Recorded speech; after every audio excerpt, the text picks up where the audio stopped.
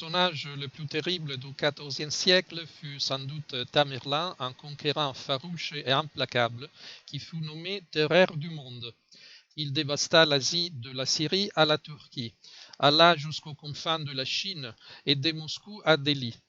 Il était originaire d'une tribu turco-mongole de l'Ouzbékistan et se proclama héritier et disciple de Gengis Khan.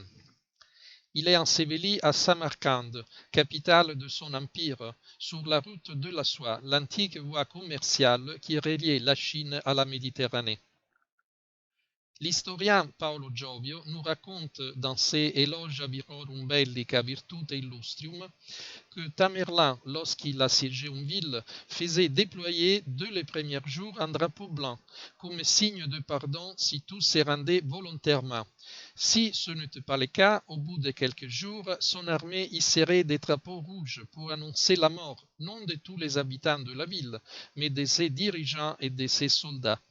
Si la ville s'obstinait malgré tout à ne pas vouloir se rendre, Tamerlane donnait alors l'ordre de déployer le drapeau noir, qui était le signe de l'extermination totale, sans distinction entre les coupables et les innocents, passant la ville entière par les fers et les feux.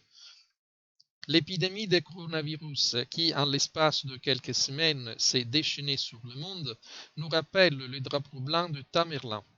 Elle apparaît comme le premier avertissement d'un châtiment qui menace l'humanité, mais que l'on pourrait encore éviter. Les experts analysent le nombre de victimes et émettent les hypothèses les plus diverses. La courbe de l'épidémie peut monter ou descendre.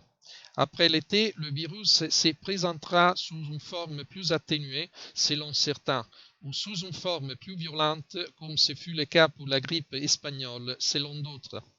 Personne ne peut le prévoir, mais le prochain scénario est déjà esquissé.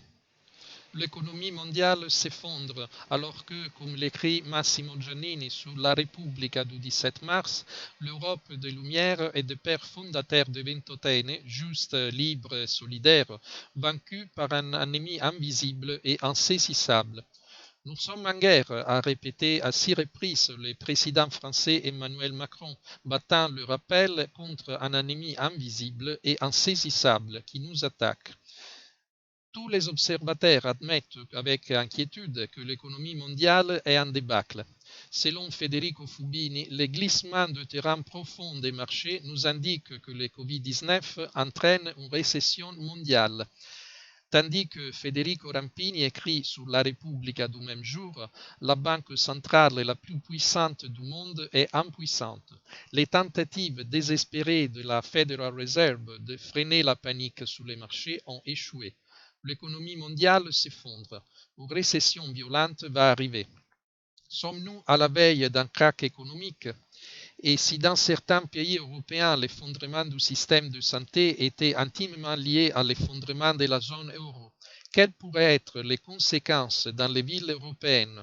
Le scénario des prochains mois est inquiétant.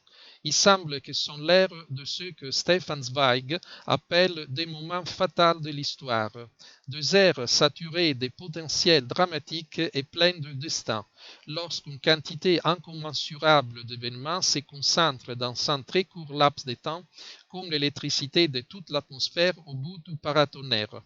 Dieu est patient et prévient toujours avant d'infliger ses derniers châtiments. Le coronavirus semble être un avertissement de la divine providence pour que l'humanité prenne conscience de ses erreurs. C'est l'ère du repentir pour les péchés du monde, car en péchant collectivement, nous avons mérité des châtiments publics tels que les épidémies, la faim et les guerres, qui pourraient se succéder rapidement. Dieu est infiniment miséricordieux, mais la miséricorde suppose la conscience du péché et la demande de pardon. Des avertissements plus douloureux suivront, puis flottera le drapeau noir de Tamerlane.